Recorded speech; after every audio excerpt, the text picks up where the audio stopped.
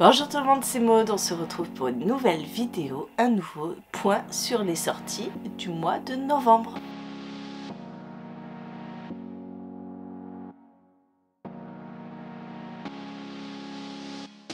Excusez ma voix un petit peu étrange, j'ai un rhume. Comme d'habitude pour ce genre de vidéo, toutes les informations, tous les résumés sont en barre d'infos. Donc je vous invite à checker la barre d'infos pour aller voir les résumés si je ne m'en souviens pas comme d'habitude. On commence le 1er novembre avec Tiziri, le tome 1, le choix d'Astar de Alexiane Delis. C'est paru chez Plume Blanche. Je sais que la planète a été terraformée, les plantes se sont rebellées contre les humains, les plantes chassent les humains. Et on va suivre Tiziri qui fait partie des survivants réfugiés dans un cratère sur le continent africain. Donc voilà. Celui-là me fait très envie. Pour l'instant, il est dans les 80 sélectionnés pour le PLIB 2023 dans la catégorie Young Adult Jeunesse. Le 2 novembre sortira, ou sort, puisque je vous poste la vidéo le 3 novembre, donc il est sorti, sortira donc La Vengeance des Étoiles, le tome 2, La Revanche des Ténèbres. C'est de Tarassim et c'est paru chez Bayard. C'est la suite de La Vengeance des Étoiles. J'ai beaucoup aimé le premier tome. J'avais un petit peu peur, hein, je vous avoue, quand j'ai commencé cette lecture, parce que je pensais que ça allait très tourner sur la romance. Et en fait, pas du tout. J'ai trouvé la romance assez bien menée, pas forcée. Bref, ça m'avait bien plu, donc j'attends ce tome 2, qui est la fin de la saga, avec grande impatience. Le 2 novembre sortira A Forgery of Roses. C'est de Jessica S. Olson, ça paraît chez Big Bang. Je pense que vous n'avez pas pu passer à côté de cette sortie avec cette magnifique couverture, ce magnifique hardback comme c'est si bien les faire Big Bang. Ici on est avec une artiste qui s'appelle Mira et qui arrive avec ses peintures à modifier le corps de ses modèles. Alors on part sur quelque chose un petit peu à la Dorian Gray me semble, donc ça me faisait très envie. Le 2 novembre sortira La Constance du Prédateur de Maxime Chatham, paru chez Albin Michel. C'est un Maxime Chatham, le nouveau, ça fait 2 ans qu'on l'attend, hein, parce que clairement l'année dernière on n'a pas eu de Maxime Chatham. Ici on est dans une enquête avec Ludwig von Kehr, donc c'est la suite en fait de tout ce qui était La Promesse du Diable, je sais plus les autres. Le chaos, il y a un truc avec le chaos. Bref, voilà, je suis très contente de retrouver cette saga-là. Ça changera un petit peu des romans un petit peu horrifiques qu'on a eu ces dernières années. Donc voilà, Maxime Chatham retourne à ses bases et je suis plutôt curieuse de découvrir ça. Toujours le 2 novembre, donc toutes ces sorties sont déjà en librairie. Sortira Entre Chien et Loup, le tome 6. Qui s'appelle La Dernière Chance de Mallory Blackman. C'est chez Milan. L'année dernière ou l'année d'avant, je sais plus, je m'étais fait un petit marathon. J'avais lu les 4 premiers tomes de la saga originale, le 5e tome, et du coup bah il y a le 6e qui sort. Alors moi je suis pas une fan inconditionnelle de cette saga puisque je l'ai découvert sur le tard l'année dernière, ou il y a 2 ans exactement. J'ai trouvé qu'on était dans une surabondance d'horreur. Clairement tout y passe, hein, que ce soit viol, attentat, inceste, suicide, meurtre, tout y passe, hein, voilà. S'il y a quelque chose qui n'est pas passé, vous pouvez être sûr que ce sera dans le tome 6.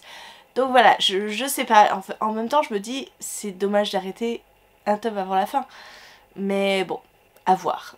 Le 3 novembre, donc aujourd'hui, sort Les Immortels, le tome 1, Les Guerrières au sang doré de Namina Torma, si j'ai bien écrit. C'est chez De Saxus, c'est Gilden One, il me semble, en VO.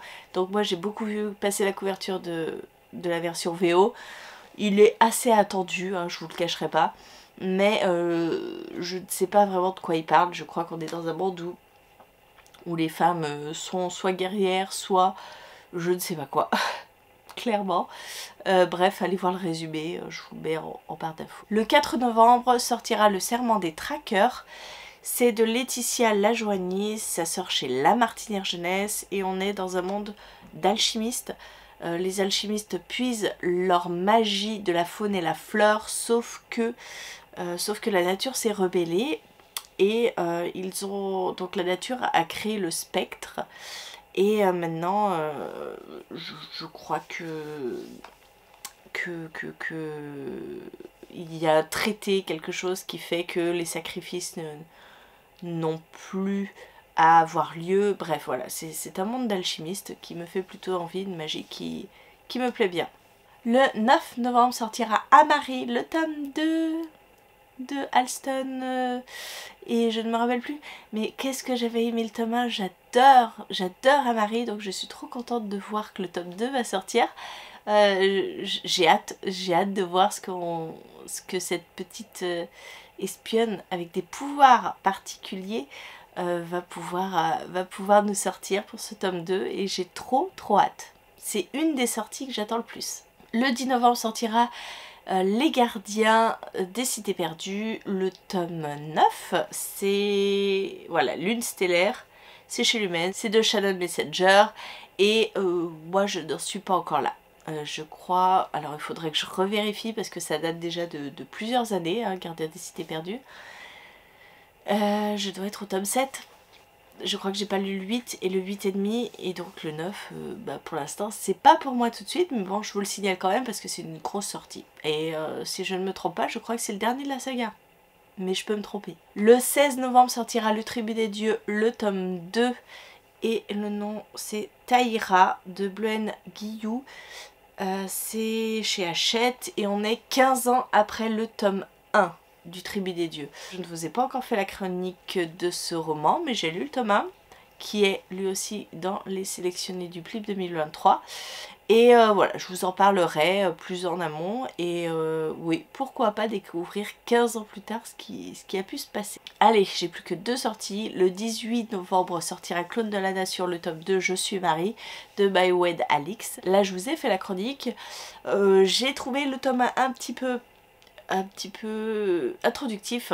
Donc on est avec Marie qui se découvre être le clone de Marie Curie. Elle va être poursuivie, pourchassée, parce que c'est un clone sauvage. Elle n'a pas le droit d'exister en dehors, normalement, d'une structure bien complexe. Et d'autres clones se sont échappés, et voilà, on va suivre Marie qui découvre un petit peu tout ça, voilà, le ciel lui tombe sur la tête. Et voilà, j'avais trouvé ça très introductif, j'avais trouvé qu'il y avait pas mal de questionnements et finalement pas de réflexion autour de cette histoire de clone.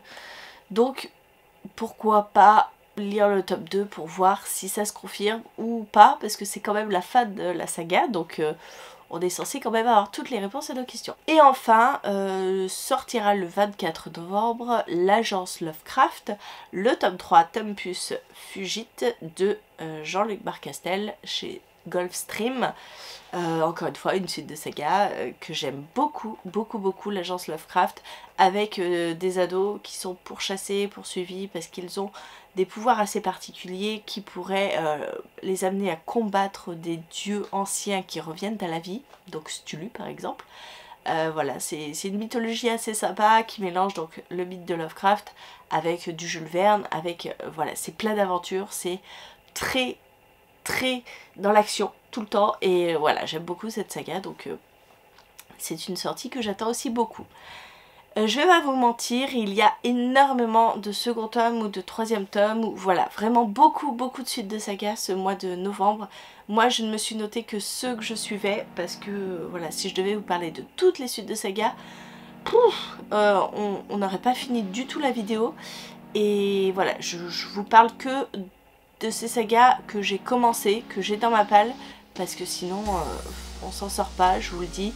Donc maintenant c'est à vous, dites-moi en commentaire quelles sont les suites de saga ou les sorties absolument que vous voulez ne pas rater, que vous avez repéré et que vous attendez avec grande impatience. N'hésitez pas à me dire tout ça.